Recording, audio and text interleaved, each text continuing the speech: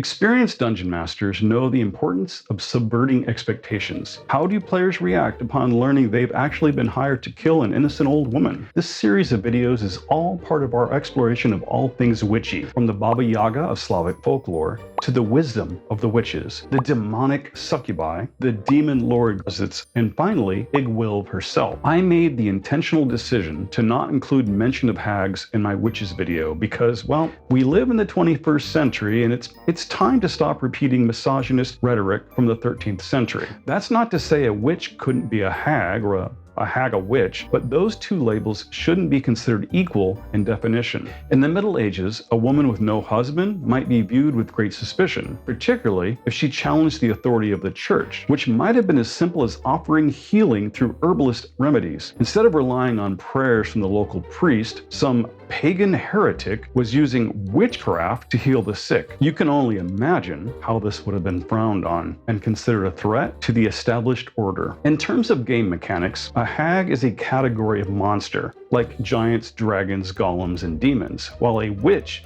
is a profession or character class title. Therefore, to better understand what exactly a hag is, I have broken this down into three distinct categories. The first is the derogatory label used to slander and demean strong, independent women. This is where people often mistakenly confuse witches for hags. Watch my video about witches to fully understand this association. Hag is essentially just a misogynist medieval label for women who wouldn't act the way a male-dominated society expected them. These labels were often used as a tool of social control, a way to punish and marginalize those who did not fit into the established order. It's in this respect that fantasy games get the label of hags so wrong. By the end of this video, we will learn to correct this. Then we have the hags from myth and legend. Found around the globe, these were often supernatural, and their stories were typically used to frighten misbehaving children or to teach some other moral lesson. These hags also served as a type of boogeyman. In this category, we include fairies that appear as old crones, and goddesses or other creations from a culture's mythology.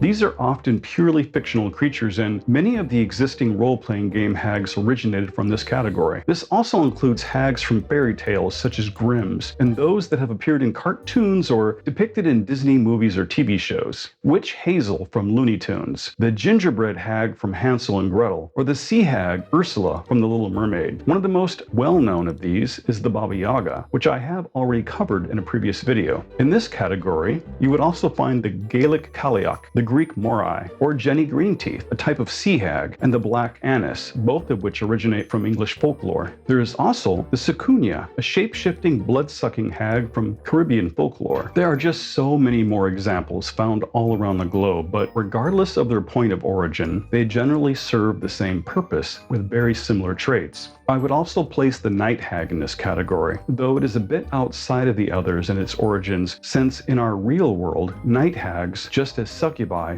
originate from sleep paralysis hallucinations, a perfectly explainable sleep disorder that had not been understood by ancient cultures. In China, for example, these events translate to pressure demons. I will cover all of these creatures in this category along with our role-playing game counterparts in separate videos. In our third and final category are the role-playing game hags. If not entirely fabricated from whole cloth, these are usually influenced by one of the previous two examples, taken from myth and legends, then beefed up and expanded upon for our fantasy heroes. To make these monsters more interesting, we should try to understand a little of the myths that they were based on. And by the end of this video, I'll give some game master tips to help you do just that. Real world lore. The word itself is a long and complicated etymology, which I considered discussing until I realized I couldn't pronounce half the words. So if that interests you, I'll have some links in this video's description. The concept of the hag dates back far into ancient human civilization and often served important roles in a culture's stories to pass on wisdom and warnings of dangers from forbidden places and uncharted lands. In European folklore, they were defined as ugly and wicked old women who practiced witchcraft with powers typically thought to have been granted by supernatural means. These hags were feared and thought to be evil. My video on witches covered this in great detail. I'll have a link at the end of this video, so be sure to stick around. In many of the old Irish folk tales, the hag represents the barren land, where it becomes the hero's responsibility to approach her without fear, and then come to love her. When the hero displays courage to accept and embrace embrace her, even her hideous side, the hag reveals its true form as a young and beautiful goddess.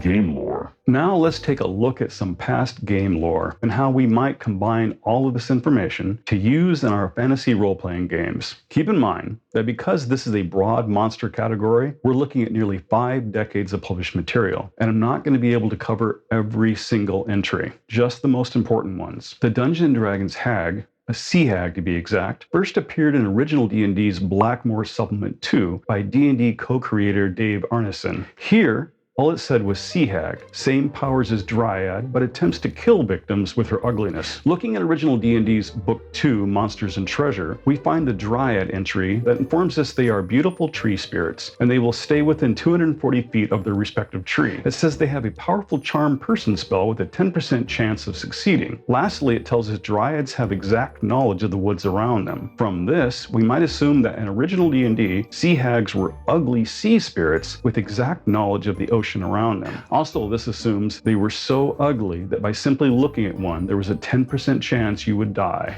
Also from this, we can see hags have been considered fae since the very beginning of D&D. Then in 1977's first edition Advanced Dungeons & Dragons Monster Manual, we get our first full entry for the Night Hag. In 1983's Monster Manual 2 for first edition Advanced Dungeons & Dragons, we are given the Anise and Green Hags. In second edition AD&D's Monsters Compendium Volume 2, they were put together as a specific monster type with Anise, Green, and Sea Hags. And this is where the background and lore for these monsters really began to get detailed. Here we are told of their ugly appearance, foul dispositions, and powerful magic. We are informed that hags live alone or in coveys of 3 and always choose desolate, out-of-the-way places in which to dwell. We are told covens may include a mix of hags, and it is not necessary for them to all be of the same type. Additionally, despite a preference for solitary life, they sometimes coexist with ogres or evil giants. The ogres serve as guards and servants, while evil giants are treated as equals, and they work together to accomplish evil deeds. This entry also tells us the hags have a ravenous appetite and may devour a medium-sized creature in just 10 minutes. They prefer human flesh, but will settle for goblinoid or demi-human if necessary. And the hag's evil reputation has earned them powerful enemies, besides humanity in general, including good giants and dragons. Despite this, hags reproduce quickly by transforming into beautiful maidens to mate with men, and their offspring are always female. Reappearing later in 3rd edition D&D, again grouped together as in 2nd edition with the Anise, Green, and Sea Hags, it says coveys are typically formed by one of each type, and all hags speak common and the language of giants. Other than game mechanics and slight flavor text, no real changes were made from the previous edition. In that game, we are supposed to call 4th edition, it says that hags often know dark rituals that allow them to scry distant places, see into the future, manipulate the weather, or place curses on those who anger them. Additionally, it tells us that hags are living manifestations of nature's ugliness. It says they are miserable and conniving, seeking to destroy those who are content in life. They like to collect treasures and will often impart knowledge or free captives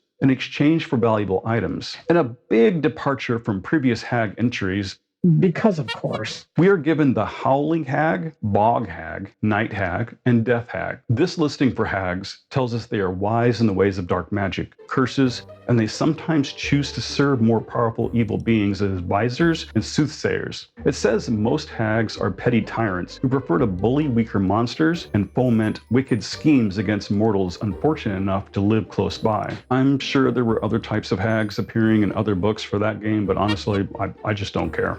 Which brings us to actual Dungeons & Dragons. In 5th edition's Bolo's Guide to Monsters, this is where we are given a tremendously useful amount of hag lore for our games, which I consider the definitive final say in all things hag for your 5th edition D&D game. Honestly, reading it just blew me away. It reminded me so much of the best ecology of articles from Dragon magazine in the 80s and 90s, back when D&D authors knew what they were talking about. Because Bolo's is no longer in print, yet so incredibly useful, I had wanted to just read the entire thing. Perhaps I will in a later video, but that's just too much added information with everything I'm already covering in this video. Therefore, I'll try to narrow it down to some of the most important facts. Bolo's Guide covers the hag's wicked mannerisms, filthy appearance, cruel temperament, tricky one-sided bargaining, details about the special hag magic, their odd modes of transportation, like the Baba Yaga flying around in a giant mortar or cauldron, hag society, if you can call it that, their covens and hag layers. The section on layers is particularly useful, suggesting layer actions and regional effects for the most powerful hags,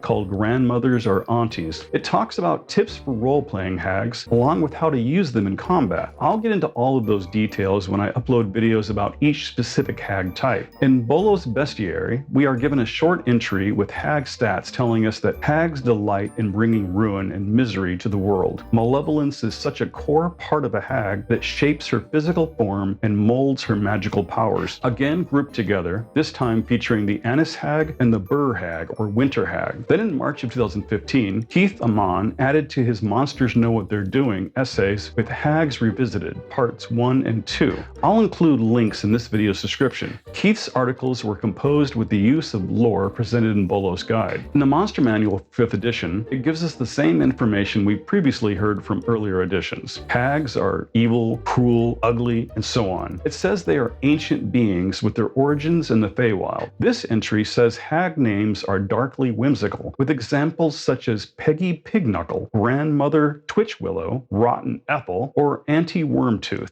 In earlier editions, we were told hags reproduced by turning into beautiful maidens to mate with human men. Now in 5th edition, a little bit off brand here, we were given a much darker explanation, stating hags devour human infants, and a week later give birth to a daughter who looks human until her 13th birthday, when the child transforms into the spitting image of her hag mother. Hags are arrogant to a fault, believing themselves to be the most cunning of creatures, and they treat all others as inferior. Even so, a hag is open to dealing with mortals as long as those mortals show the proper respect and deference. Over their long lives, hags accumulate much knowledge of local lore, dark creatures, and magic, which they are pleased to sell. Hags enjoy watching mortals bring about their own downfall, and a bargain with a hag is always dangerous. The terms of such bargains typically involve demands to compromise principles or give up something dear, especially if the thing lost diminishes or negates the knowledge gained through the bargain. It says hags love the macabre and festoon their garb with dead things. They accentuate their appearance with bones, bits of flesh, and filth. They nurture blemishes and pick at wounds. Attractive creatures evoke disgust in a hag, which might help such creatures by disfiguring or transforming them. This embrace of the disturbing and unpleasant extends to all aspects of a hag's life. A hag might fly in a magical giant skull, landing on a tree shaped to resemble an enormous headless body. Another might travel with a menagerie of monsters and slaves kept in cages and disguised by illusions to lure unwary creatures close by. Hags sharpen their teeth on millstones and spin cloth from the intestines of their victims, reacting with glee to the horror their actions invoke. Accentuating the difficulty of even reaching the lair of a hag, it says that hags dwell in dark and twisted woods, bleak moors, storm-lashed seacoasts, and gloomy swamps. In time, the landscape around a hag's lair reflects the creature's noxiousness, such that the land itself can attack and kill trespassers. Trees twisted by darkness attack passers-by, while vines snake through the undergrowth to snare and drag off creatures one at a time. Foul, stinking fogs turn the air to poison and conceal pools of quicksand and sinkholes that consume unwary wanderers. Then we are given stat blocks for the green hag, night hag, and sea hag, and why use just one hag when you could use 3. Before talking about covens in game terms, I'd like to remind you that the entire concept of covens was most likely fabricated during the moral panic of the European witch hunts. If one witch was scary, then wouldn't a group of them be even worse? As explained in my witches video, there's just no historical evidence in any reliable literature supporting the existence of covens in the ancient world. In a twist of defiance and irony, modern witchcraft does embrace this idea though, as does our fantasy role-playing games. The powers of a coven are believed to be greater than the sum of its parts. When witches work together in a covey, they combine their energies to cast more powerful spells and perform more complex rituals. The covey also provides a space for collective worship and celebration, celebration, enhancing the spiritual experiences of its members. In some traditions, the covey is also believed to provide protection for its members, both in a physical and a spiritual sense. The coven acts as a kind of spiritual family, supporting and defending its members. Though covens never existed in the ancient world, they do provide a good challenge in our fantasy role-playing games. Beginning with the Hag entry from 2nd edition AD&D's Monsters Compendium 2, we are told Hag covens are formed by 3 hags of any type, and the coven then has special powers that individual hags do not. There's also a list of spells and how they are used given for that edition. We are also told these spells are never cast in combat, but are instead used to weave wicked plots against neighboring human or demi-human settlements. We are informed a covey of hags is 80% likely to be guarded by a mixture of 1d8 ogres and 1d4 evil giants. Additionally, a coven may polymorph 1 or 2 ogres into less threatening forms to send into the world to use as spies. These spies would typically be in possession of a hag's eye, a magical object worn by one of the spies. The eye appears to simply be a minor gem of low value, but is actually a real eye that had been plucked from a past victim. Destroying a hag's eye inflicts 1d10 points of damage to each hag in the coven, and one of them is stricken blind for the next 24 hours. The hag's eye is repeated in subsequent editions and is included with 5th edition as well.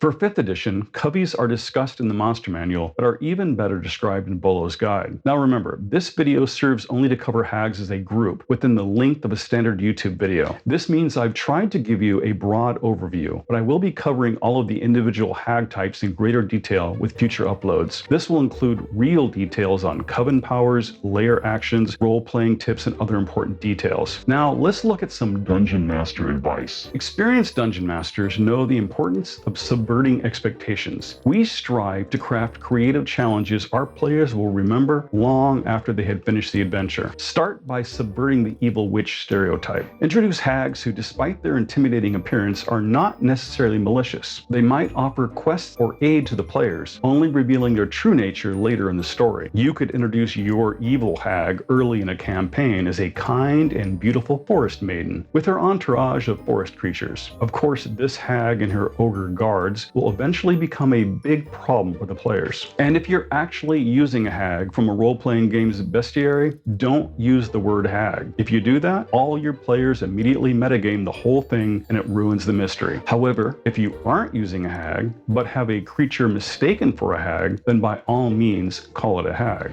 Your players will be metagaming their way through it only to discover you've caught them by surprise. To really get the most out of hag encounters, we should be thinking about schemes and intrigue. Try creating hags with complex moral alignments. Some may have sinister intentions, but can also be motivated by a desire to protect their homes or families, adding depth to their characters. Your hags should have distinct motivations. Perhaps she is seeking redemption for past actions or injustices committed against her or her coven sisters. This could highlight the historical theme of societal mistreatment, as I mentioned at the start of this video. Is she actually evil, or is that just the label given to her by the townsfolk? Is she really even a hag at all? And after decades of mistreatment by the so-called good villagers, the hag has begun to defend herself. How do players react upon learning they've actually been hired to kill an innocent old woman? Who's the actual bad people in that scenario? In fact, you could craft a hag encounter that challenges the player's morals rather than combat skill. Watch my videos about alignment for guidance in this matter.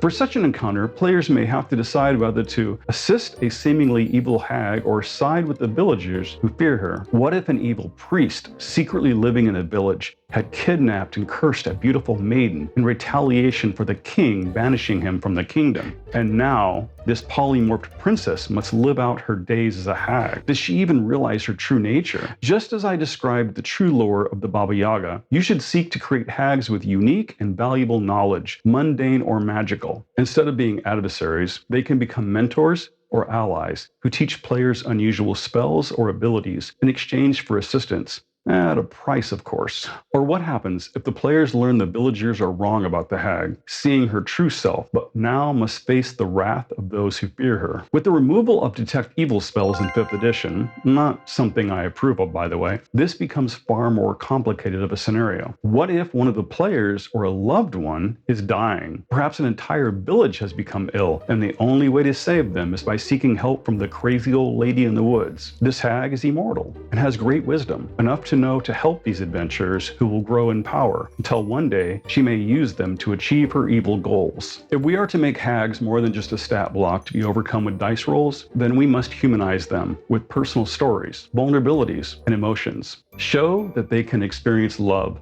loss, and regret, challenging the notion of hags as one-dimensional villains.